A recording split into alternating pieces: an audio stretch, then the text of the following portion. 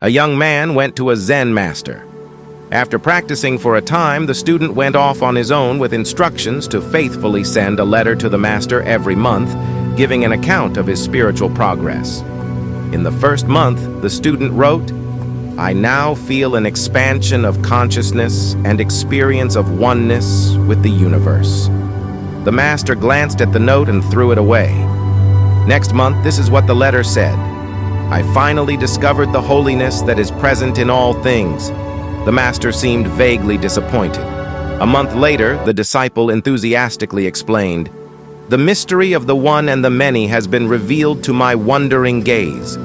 The master yawned. 2 months later, another letter arrived. "No one is born, no one lives, no one dies, for the self is an illusion." The master threw up his hands in despair because each letter was asking for a response. "Is this it? Is this it? Is this it?" After that, a month passed, then 2, 3, 5, and then a whole year. The master thought it was time to remind the disciple of his duty to keep him informed of his spiritual progress. So he sent the student a letter. The disciple wrote back, "Who cares what you think?" When the master read those words, a great look of satisfaction spread over his face. Finally, he got it.